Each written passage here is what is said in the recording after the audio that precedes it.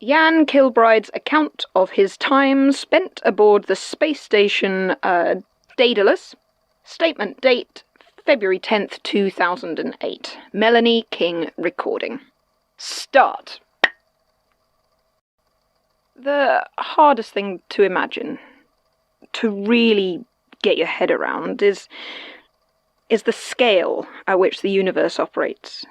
You can drill down so small that you reach particles and building blocks that your brain simply can't connect to the physical reality that you inhabit. The fact that the vast majority of your own body is empty vacuum, space filled only with the weak forces that are binding your disparate atoms to one another, that can only really be understood at an intellectual level. To really internalize that thought, to believe it, would be too much for most people. And at the other end, the sheer size at which the universe operates literally cannot be fully conceptualized by the human mind. We have to reduce it to factors, or long strings of comparative zeros. Most people can't even properly appreciate the size of our own planet, seeing it only in crudely rendered diagrams or maps. But compared to us, the planet is immense.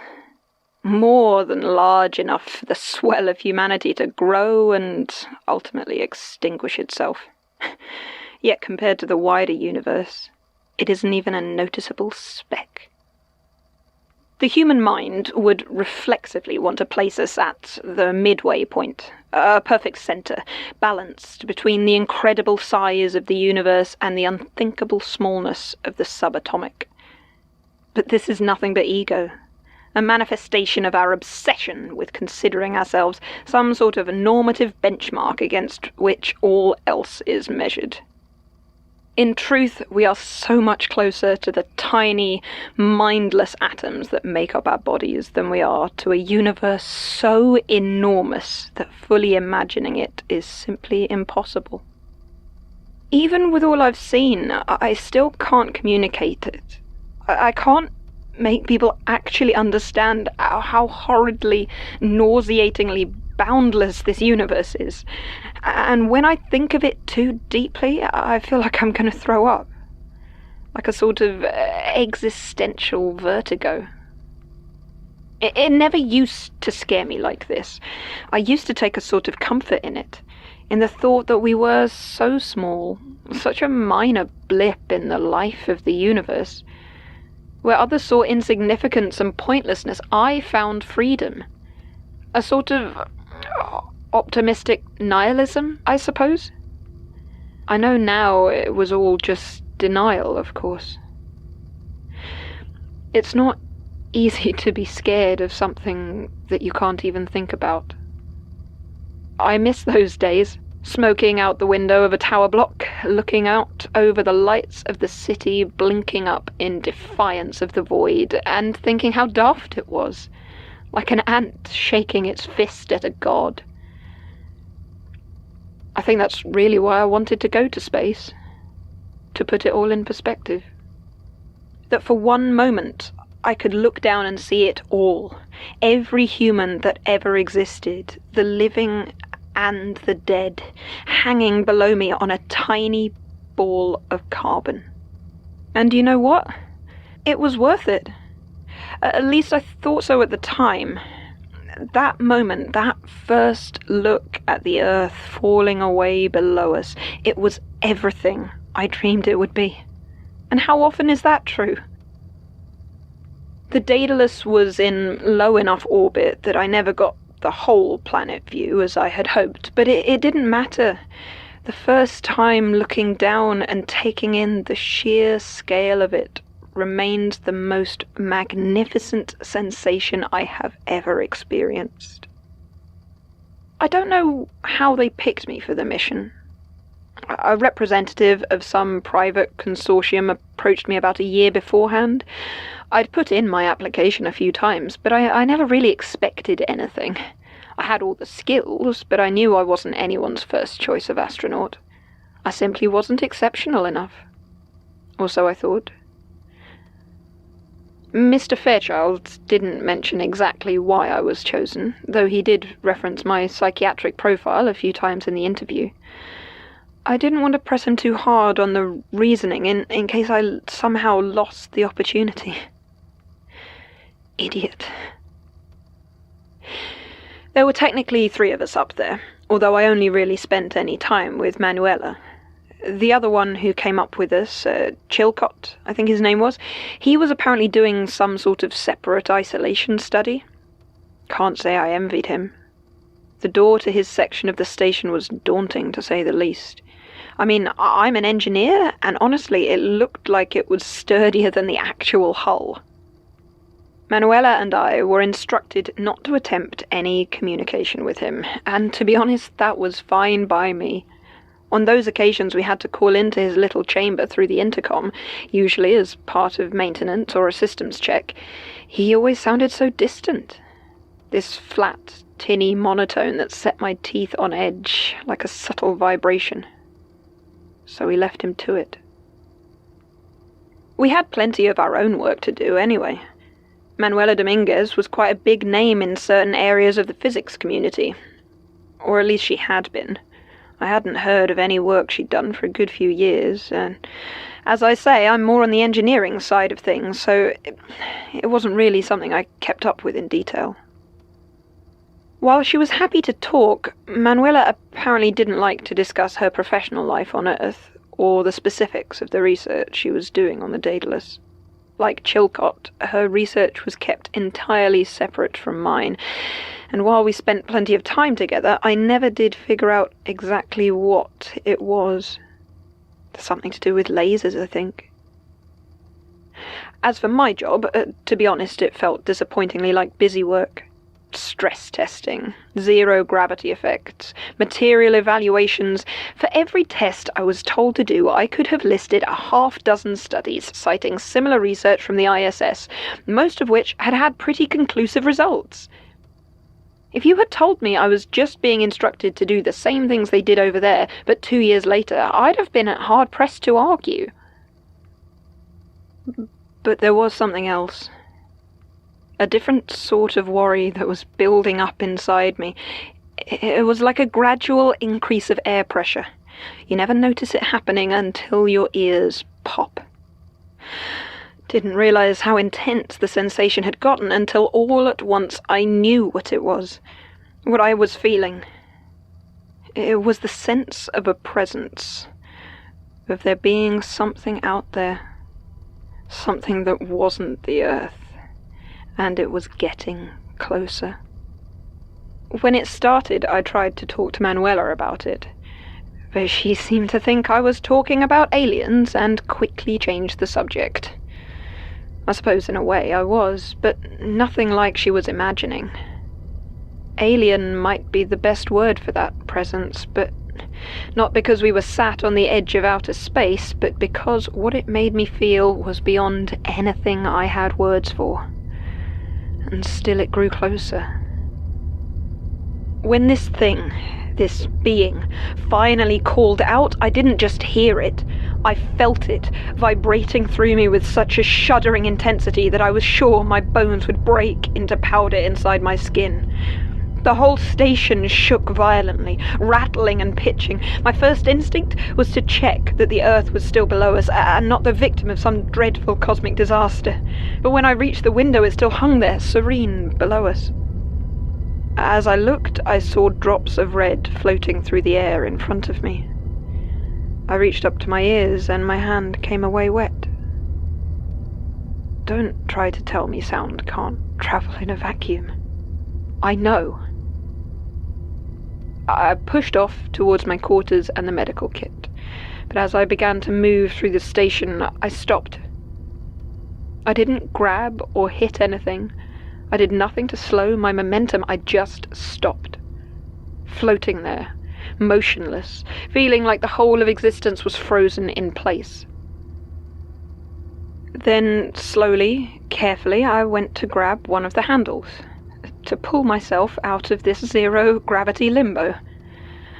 But I couldn't reach. The station was cramped. so cramped that I could only fully stretch out in the section used to exercise, but now, somehow, in this tiny corridor, I couldn't reach the walls. I flailed and I grabbed and I shouted, but somehow it was all just too far away. And I knew all at once that I would float there, motionless, until I died. And I saw the pointless illusion of the station, of the planet below, all hiding me from the uncaring expanse of the universe in which I was now eternally trapped. The station a hollow pretense of a shell that did nothing to separate me from the void.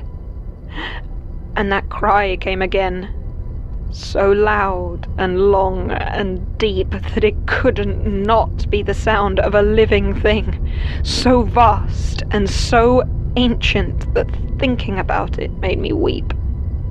And I screamed in turn.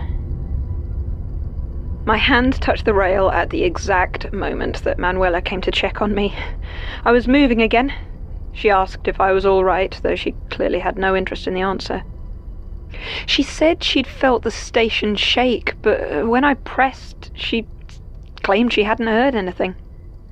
Her eyes were red, and I noticed for the first time that the tips of her fingers were burned. I don't know why I asked her, really. I knew then that she hadn't heard it, that she would never hear it, and I felt completely alone. I remember I almost envied Chilcott, because at least he had known what he was signing up for. The next month passed more normally, I think, though beyond a certain point, at the edge of everything you've ever known, the word normal loses its meaning. Manuela became more and more withdrawn, more focused on her own research, whatever it might have been, while I more or less stopped doing mine entirely. I got no new instructions. I would find myself staring out into space for a few minutes, and then when I checked the time, hours would have passed. I don't remember if I slept. I honestly can't remember if going out to work on the solar panels was repair work, or if I'd finally been given a new task that required going outside. I just remember sealing the bulky EVA suit and stepping into the airlock, pushing myself out into the nothing. The tether coiled out behind me, spooling meter after meter after meter, but I wasn't going towards the solar panels. Why? Where was I going? I floated slowly off into the empty, unending space, and the tether line just kept on going. The station drifted further and further away. I could feel myself falling up, falling out, falling off of everything that could be called a world. The station was gone, as was the planet of my birth. Everything that gave me my existence. It shrank as I watched until it became less than the smallest dot. I couldn't have been that far away. It's impossible. But I was. I was so far from all existence, surrounded by the vacuum of everything. I could feel my soul trying to expand, to fill the never-ending absence. And it hurt. I don't know how long I was floating for. I know it was less than 1 billion years, which is barely a heartbeat in the life of the universe, so how can it really be said to matter? The stars began to wink out, one by one, and I thought, perhaps for a second, perhaps for 100 years, that I had reached the end of time, and I was watching the gradual fading of the universe. And then I realized the obvious. I could not see the stars because something was blocking them. It moved and flowed across my vision.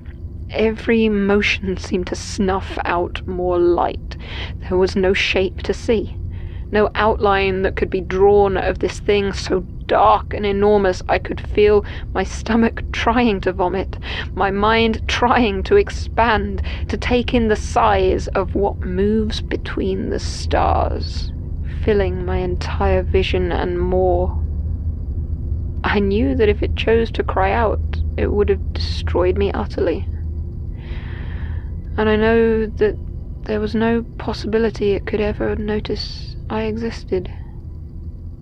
I do not believe in God. I can't believe that a being with such limitless power and knowledge would still notice humanity, would understand or care about its existence. But I keep thinking back to an old professor of mine, back when I briefly studied neuroscience, talking about consciousness, about how we still don't honestly know what it is, where it comes from, what aspect of the brain makes it possible. And I wonder if there might not be consciousnesses out there so far beyond our comprehension that we could not properly recognize them as such. Minds so strange and colossal that we would never know they were minds at all. Perhaps, out there in the endless vast, they would not notice or recognize us in return. And I wish that I could convince myself that ignorance was the same thing as safety. But then, how many weeds have you unthinkingly stepped on in your lifetime? Statement ends. Oh. That seems to be... That's all of it. Well, Jan Kilbride definitely returned to Earth with his colleagues, and he certainly seems to have given this statement in person, so... I mean, he did come back somehow, assuming he ever left. It might have been a hallucination of some sort. Isolation and stress can do odd things to you, of course. Not to mention the evident insomnia. And if it is true, if what Jan Kilbride saw was real, I mean, to be honest, it sounds a bit beyond my pay grade. Whatever my pay grade is. And I have enough insomnia of my own to deal with. I did do some checking on the Daedalus. I mean, you've got to do something, haven't you? Mr. Kilbride seems to have the right of it in terms of his job. There have been exactly 0 peer-reviewed pieces of research that have in any way referenced or cited studies or tests conducted on the Daedalus. From the point of view of the scientific community, the project might as well have never happened. Also, I can't find Jan Kilbride. He definitely returned. I found more than one photograph of the trio's arrival back on Earth, Carter Chilcott being attended by medical personnel and the other 2 looking tired but alive. There are also a couple of short newspaper stories mentioning their safe return. But it seems as though Kilbride made his way over to the Institute a few weeks after touchdown, made his statement, and then... nothing. I can't find any sign of him, and neither can Basira or Martin. Not on Earth, at least. I really don't want to say he vanished into thin air, but he's vanished into something.